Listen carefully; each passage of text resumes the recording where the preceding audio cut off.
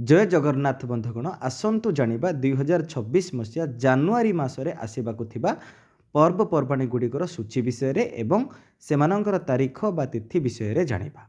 2 तारीख शुक्रवार दिन रही शिव चतुर्दशी उपवास और बेढ़ा परिक्रमा एही दिन रही। तापरे 3 तारीख दिन शनिवार दिन रही देवाभिषेक पूर्णिमा आ पौष पूर्णिमा मध्य एही दिन रही। माघ व्रतारंभ माने देखंतु देवाभिषेक पूर्णिमा को ही पौष पूर्णिमा बोलिकी कहा जाए। तापर रही एही दिन रही माघ व्रतारंभ माने माघ व्रत एही दिन ठारू आरंभ हेबो। तेणुकरी एही दिन ठारू जे माने माघ स्नानर व्रत पालन करिया पई चाहुछंती से माने एही दिन ठारू व्रत पालन करि परिबे आरंभ करि परिबे। तापर 5 तारीख दिन सोमवार दिन रही परमहंस जगानंदंकर जयंती। आउ 6 तारीख मंगलवार दिन रही संकट चतुर्थी व्रत।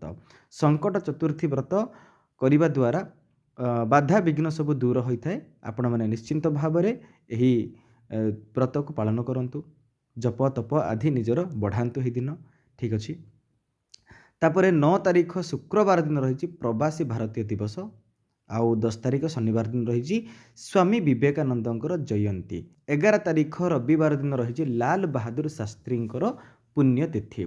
आउ 12 तारीख दिन रही सोमवार दिन 12 तारीख दिन रही स्वामी विवेकानंदंकर जयंती जन्म जयंती बा एही दिवस को मध्य यूथ डे युवक दिवस भाव में पालन करा जाए। आपण माने निश्चिंत भाव में एही दिन पालन करंतु, युवक दिवस पालन करंतु एवं युवक मानक आगु बढ़िबा उत्साहित करंतु।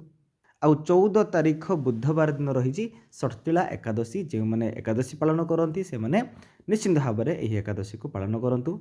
एकादशी पालन करने द्वारा समस्त पापरु मुक्त हुए। तापर रही ओलाशुणी गुंफा मेला आउ मकर संक्रांति 14 तारीख दिन रही।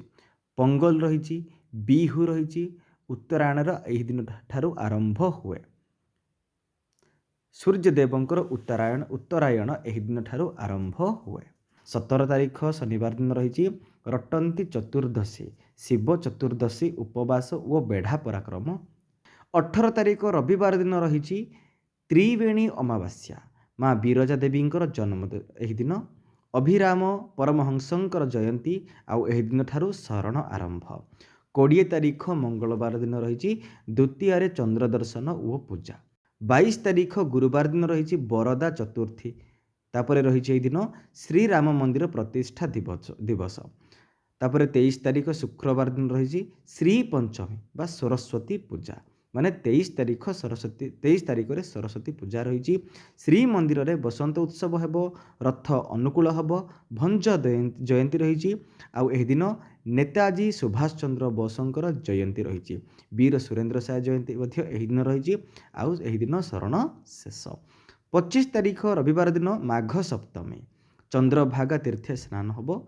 तापरे विदग्ध कवि अभिमन्युंकर मध्य एही दिन जयंती। 26 तारीख सोमवार दिन भीष्मा अष्टमी रही। तापरे साधारणतंत्र दिवस रही। 28 तारीख बुधवार दिन लाल लाजपत रायंकर जयंती रही। आउ 29 तारीख गुरुवार दिन भौम एकादशी रही। व्यास सरोवर मेला रही दिन। महापुरुष अच्युतानंदंकर जयंती रही। लक्ष्मी नारायण व्रत रही। तापरे 30 तारीख शुक्रवार दिन रही महात्मा गांधींकर पुण्यतिथि। 31 तारीख शनिवार दिन रही नित्यानंद महाप्रभुंकर जन्म। शिव चतुर्दशी उपवास और बेढ़ा परिक्रमा। तापरे एही दिन जरंदा मेला मध्य रही।